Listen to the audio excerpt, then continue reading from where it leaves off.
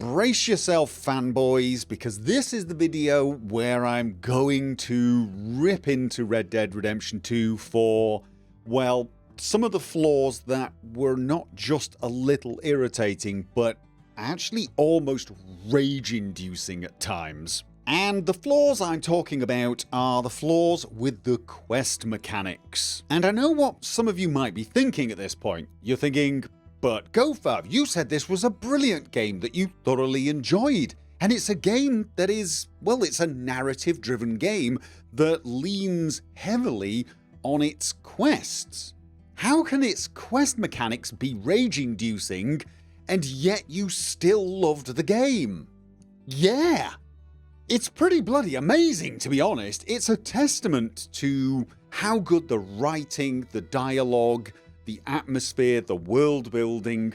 It's a testament to how good the game was that in spite of these game mechanics making me want to rip my hair out, I still thoroughly loved the entire game, including those quests. Now, it's difficult to explain the problems with the quest mechanics without spoilers. I could say that they are way too linear, but then some people would say, yeah, but linear quests are fairly common in games like this, and you've played loads of games with linear quests and you didn't rage against those.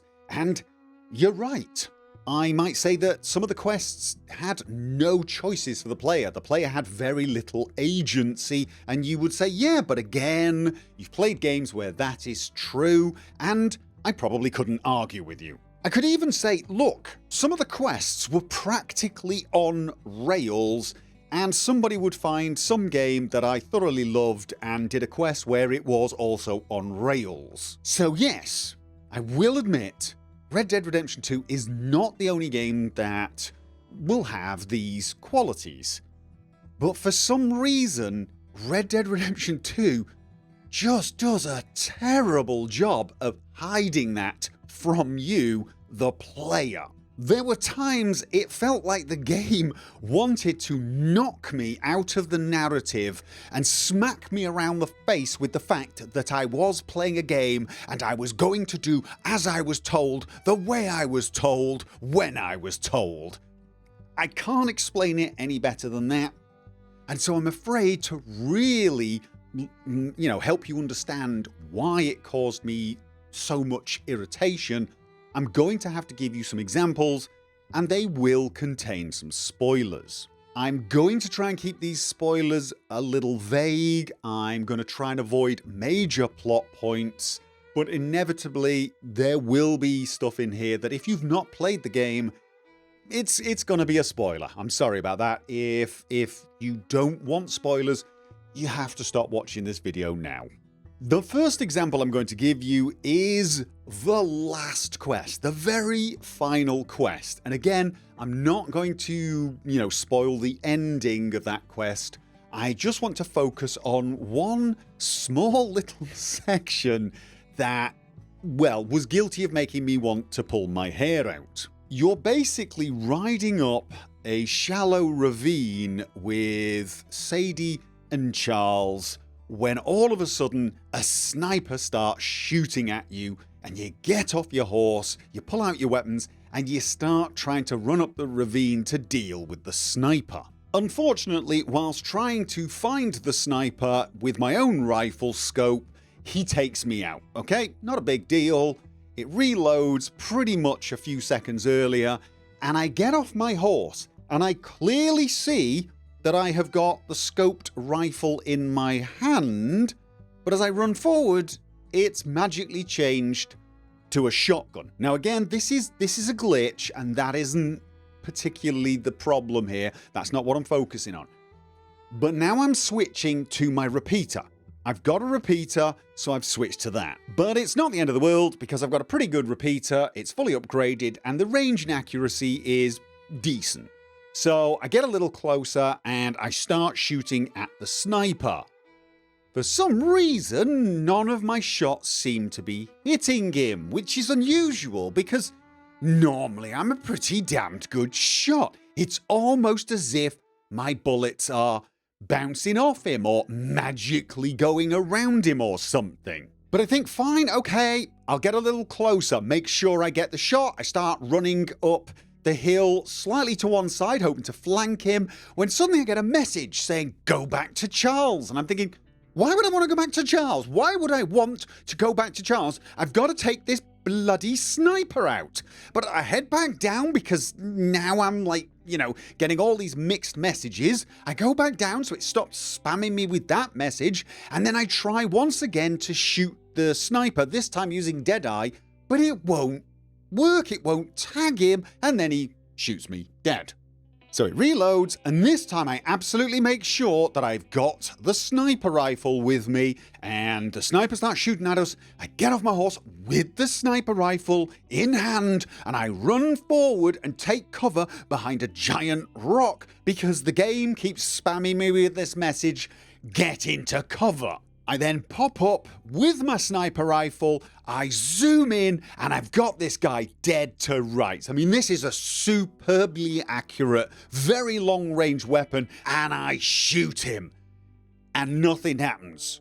So I shoot him again, and again, and again. I mean, I'm laying some serious high caliber rounds into this man's face and neck, and he's just shrugging it off. And I come out of the scope and I get back behind the rock and I look, and the game's saying, would you get in cover? And I'm like, I'm in cover. I'm in bloody cover right now. This is a giant bloody rock. You don't get much more. Oh, you want me to use the cover mechanic? Oh, right. Okay. Right. So I use the cover mechanic, and then Sadie says, right, we've got to move up, rock at a time, and make it up to him so we can take him out. And I'm thinking, do you think that'd be a good idea? And then the game says, move from cover to cover with Sadie. So I'm like, fine, I'll just move from rock to rock and press the button for taking cover. I don't usually use that button because honestly I didn't find it that useful, but hey, right, let's just follow the instructions. Until finally the game says, kill the sniper, and so I pop out, zoom in, and shoot him, and he dies. Yeah. The only way it could have been worse is if it had said, look at rock you wish to hide behind. Now press forward key until rock is filling screen. Now press mechanic button for taking cover. Excellent. Now look at new rock. That's the only way it could have held my hands any more than that. But that's not the worst thing. It's not even the fact that it's trying to hold my hand, because it's not holding my hand and helping me forward. It's holding my hand and refusing to let me go forward until I let it adjust my tie and lick the mark off my space or something, like some nanny. It's one of the worst examples of bad quest mechanics I can think of. It's absolutely ridiculous because it took what was a very simple quest objective, a very simple task, which is run up a ravine, don't get shot, and shoot the sniper, into this ridiculous game of Simon Says. It was so unnecessary. All they needed to do was say, kill the sniper. Right, that's all I needed as an objective, and then it should let me do what I needed to do. Go and kill him. There's a variety of ways it could be done. I almost flanked him at one point. Why isn't that a valid way of doing it? Why couldn't I shoot him with my rifle from further away? I've made shots like that 1,000 times in this game, but all of a sudden I couldn't because quest mechanics. And it doesn't add anything to the game. It doesn't add any excitement. In fact, quite the opposite. It totally threw me out of the game. I just started thinking in terms of quest objective update and which key to press when facing a rock. Honestly, I was having a hard time not totally snarking. In fact, I think I was doing some snarking at the time, but not as much as I wanted. The problem here is instead of having reasonable quest objectives that make sense to the character and to the situation, they've added a lot of unnecessary quest objectives. Quest objectives that are not, strictly speaking, required. In the last example, the real objective was to take the sniper out. And honestly, that's the only objective it needed to have. That's the only thing it should have been detecting. It should have detected, oh, the sniper's dead. Therefore, they've succeeded. How you succeeded in it in that particular scenario, I put it to you, didn't matter. But it's not the only quest that did this. Now, some of the quests that have this problem, you may not even notice, because sometimes you'll do them and you will just sort of naturally go along with what the developers thought you would do. You essentially do these little mini quest objectives without thinking, and that's when the game works at its best. That's when you don't notice the on-rails nature of it. But one quest you do on one playthrough and it's perfectly fine, the next playthrough you might do something almost identical, and yet suddenly you come a cropper of this same issue. And I'm thinking of one specific quest. Now, it's a quest where you've got to free someone from a prison, and you're going in there with Charles.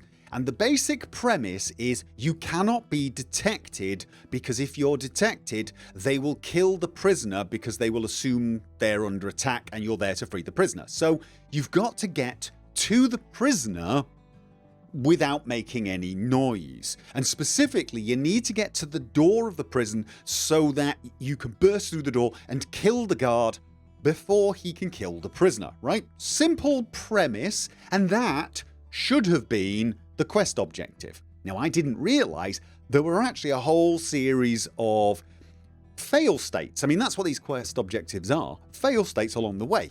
On my first playthrough, I didn't actually trigger any of them because I pretty much did everything the way the game was expecting. But on my second playthrough, there was this moment, right? And it was right after where you've got close to the prison door. You're almost at the prison door, and Charles tells you to make a distraction, make some commotion. So now he's telling you to make some noise. He tells you to shoot quietly a lantern and cause a big fire in the camp. So you do it. And now chaos is reigning. I don't have any video footage of this, but chaos is reigning and fire is everywhere and people are screaming. And at this point, Charles says, right, let's get to the prison. And he makes a move for the prison door, and he throws a hatchet at a soldier who's in the way and kills him silently. But as I'm making my way, I see, as Charles has just killed this guy, another guard sort of turning to look in Charles's direction, and I instinctively kill him. Silently, right? This guy was killed instantly and silently, and he was out of sight of every other guard that I could possibly see. Not that it mattered, because all hell had broken loose. There was fire everywhere and everyone was screaming. There is no way, even if someone had seen him go down and said, ooh, something is up, there's no way anyone in the prison would have heard it. And if they were going to hear any sort of commotion and then kill the prisoner anyway, why weren't they doing it because of the fire? And here's what's even worse. As that guy crumples and dies, and you know what I'm going to say, he crumples and dies, and I fail the mission. Charles has got to the door, so he can now burst through the door and kill the guy that's going to kill the prisoner. The objective has been reached. We got there without being detected. But I didn't follow the perfect steps, because the next step on the quest was go to the ladder and climb down it. Join Charles at the door. Because I didn't do that, because I instinctively killed this one guy who was going to look at Charles, I failed the mission. Again, it's instead of setting reasonable quest objectives that make sense in the instant, it's essentially set all these little steps that you have to do. And if you miss a single step or do anything else out of step, It just fails you automatically, even if it doesn't make any sense. Bit ridiculous, to say the least. Now, this brings up the issue of non-persistent fail states. This is where you fail at something, but the game cannot continue because of what you failed, and so it forces you to reload. Therefore, your failure is not persistent. It's basically reloaded to a point where you've not failed. Now, this is an unfortunate necessity in most games at a certain point. If you fail so badly that the game's quest cannot continue. So, for example, if you die, you can't continue, you failed, and it has to reload. There's no way the game can continue on with you being dead, right? The same is true for certain key characters. If a certain key character dies, the game will go, oh, such and such a person's died, and it forces you to reload. Now, I'm personally against that. As far as I'm concerned, if somebody is essential for the story, either don't put them in danger or find a way to make it look like they're in danger without them actually ever dying, i.e. make them essential. Now, some people hate that and go, oh, but it takes away the tension that they might die. No, actually, the opposite is true. If I don't know that a character can or cannot die because I've not played the game and they survive, I don't know if that's because they're essential or if the game's just, if I've just got good or got lucky. I don't know. But the first time that character dies during a quest and it reloads, I now know that character cannot die. For example, there was one mission where Micah died and it reloaded, and I immediately knew that there was no way the game was going to let me kill Micah. And I can tell you right now, in that instant, my first instinct was to turn around and throw dynamite at him to see how many interesting ways I could kill him. Knowing that the game would not let me continue with Micah dead, and I would not have to go and explain this to Dutch, right? I would never be able to kill Micah, therefore I would never have to explain this, I would never have to live with that, the consequences of that failure. I reload and continue. That completely removes the tension. That lets me know that this character cannot die no matter what I do. What's worse is they often die for totally random reasons. I mean, in the case of Micah dying, it reloaded me about 3 seconds before he died. And I did the exact same thing. Ran forward, took cover behind a box. This time he didn't die. Just RNG. And then there was another mission where Sean died.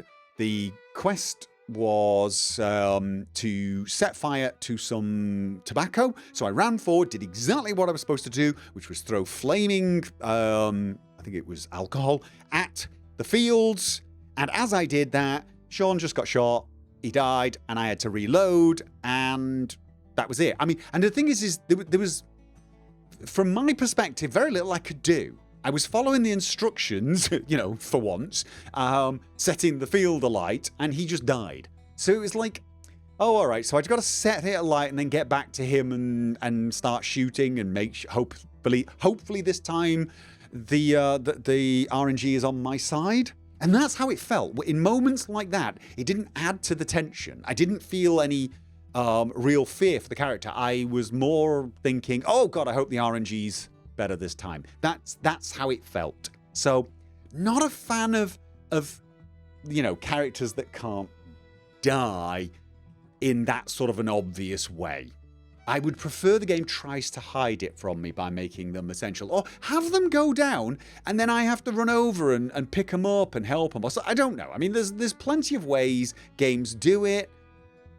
Yeah, I wasn't a fan of this at all. But that's the least of the problems, believe me. The biggest problem with the non-persistent fail states, that's where it reloads when you fail a quest objective, is it would do it even on quests that really, it made no sense that you couldn't fail. I'm thinking of an episode 77.5. Those of you who've seen that will know exactly what I'm talking about. This is a bounty mission that I triggered by accident. I got in range of it while looking for some plants. I triggered this bounty mission. I discovered this this guy and his family, and I couldn't be bothered. I picked up the bounty poster and thought, well, maybe I'll do it, maybe I won't. I mean, I'm just picking up a bounty poster, right? But now I see him and he's there and he's with his family, and honestly, I just don't care. It's a $25 bounty. I'm gonna make more money than that just being out there hunting or looting stuff, or, you know, taking out some Lemoyne Raiders and taking their jewelry off them. It isn't worth it. It's $25, and honestly felt like a bit of a heel because the guy's teaching his son to ride, and so I'm like, you know what, I didn't come here looking for you. I'm looking for plants anyway. I'm trying to make poison weapons. So he's like, oh, right, I will go peacefully. And I'm like, no, dude, mate, I'm not interested. And so I just wander off. And he turns around to his wife and says, he's changed his mind. He's letting us go. Let's get out of here. And I'm going, yeah, good luck. Off you go. Have fun. And I start looting what they've left behind, because I'm thinking, hey, if you don't need it, I'll take it, right? And it fails. I'm like, what the hell? And it reloads me. And so I'm like, oh. So I think, okay, well, I'm just going to get out of here. I'm not even going to speak to him. But it's too late, because it's reloaded me to a point where the quest's been triggered. Now, I believe apparently you can, once you've failed it, you can select something that lets you abandon the quest, and it reloads to an even earlier state. But that's not what I'm looking for here.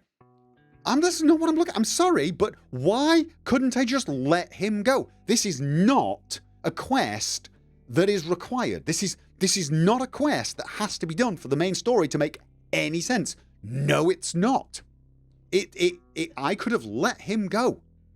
And indeed, if you think about it, apparently the original quest designer even thought of that, because there are lines for the character. The character acknowledges that you are not going to capture him, and says to his wife, let's get out of here. It's like they've entertained the idea that you might not give a crap, but then for some reason it just fails you. And then to make matters worse, it's not a simple matter of just tying him up and taking him back. Oh no, they keep throwing things at you. He keeps escaping. And you keep thinking, I don't care. Let him escape. I don't mind. Fine, if I go back to the town, I think it was it Rhodes? And the sheriff goes, oh, I heard you let a guy go. I'm so disappointed in you. Fine, I'll live with that. If there's a consequence for failing that particular bounty, so be it. Why not? And it's not as if the game is incapable of having persistent fail states, that is, where you fail at something and the game remembers, because the very first iteration of the quest with the artist, the photographer and artist, he's painting and a coyote steals his paint. I failed to get the paints back. I failed, and the game acknowledged it. The artist says, oh, well, that's a shame, never mind. And it moved on. Why couldn't it do that with the bounty? Why can't it do that with a lot more of these? Now, some people say things like, well, you know, they're trying to tell their own story, and the way this had to happen that way. But that's rubbish, because this is an optional quest. I could have just not gone in that area. I could have avoided that area of the map for the rest of eternity, treated it like a bit of a Bermuda Triangle, and it wouldn't have destroyed the story, would it? It would have seemed a bit silly, because I would have had to have kept avoiding a bit of road, but it wouldn't have changed the main story. So I'm sorry, that's just bad quest design. Just have some lines acknowledging when you fail. I'm not asking for 1,000 different ways to achieve each and every quest, but on non-essential quests like that, let me fail them. Let a bounty get away from me. Let it get away from me. If for some reason the person playing the game won't accept that, and he's like, no, I can't accept that. I want to succeed at every single quest, he'll just reload. He will, or she will reload the game and do it themselves. Don't force the rest of us to do that. I like games that let me fail quests, and then I have to live with the consequences. I like it when people in games say, oh, you failed that. How very disappointing, you know. But more importantly, sometimes I just can't be bothered doing something. Sometimes $25 is just not enough money for me to arrest the guy in front of his family and then drag him all the way back somewhere I don't really want to go. And finally, there is this habit of the game to use what are essentially QTEs. Now, I'm not talking about the actual QTE, the game where you're trying to stab between your fingers without hitting them. I can't remember what it's called, which is really embarrassing. But that game, because that's an actual QTE and it's a game of skill. It's a game that requires timing, it requires coordination, memory, etc. It's an actual game with some gameplay. It's a mini game, but it works. It's fine. Now, I'm talking about this moment where the game just sort of pauses and demands you press a key to continue, and it just feels weird. It feels like a QTE without actually being a QTE, but it kind of is. It's like there's this one mission where you're serving drinks in a bar, and it's like a cutscene for a while, and then suddenly it stops, and there's a button that says put down glass. So you press the button, and then the next another thing comes and it says press here to pour. So you pour, and then press here to serve. So you press serve, and then it press here to put down another glass, and you keep doing that, and you're like, what am I gaining from this? I'm sorry, there's no challenge. You're just slowing down what would be a great cutscene. I mean, it's like they suddenly got halfway through a cutscene and thought, oh no, shouldn't we have some gameplay here? Okay, let's have a QTE. No, don't, just leave it as a cutscene. This game has great cutscenes. Some of them are very long, and I had no problem with them. Just give me a cutscene. Don't just give me a QTE designed to annoy me, because that's all it does. It breaks up the flow of the moment and makes me think, what? And that's it, ladies and gentlemen. Those are the flaws that really did make a bad impression on me when playing Red Dead Redemption 2. But again, I feel I need to reiterate this each time I make a video. I did thoroughly enjoy this game. I loved this game. It's absolutely brilliant, and I love the story, and I do have so many fond memories of the quests, as well as just exploring that amazing open world. In a lesser game, these game mechanics probably would have ruined the experience, but they didn't ruin it because this game was so good. These are some fairly major flaws. I know I've been quite harsh and quite critical, but again, don't get me wrong. Thoroughly love this game. Highly recommend it. It's one of the best games, one of the best experiences in gaming that I've ever had. It's brilliant. So again, major flaws, but major kudos for producing such an amazing classic.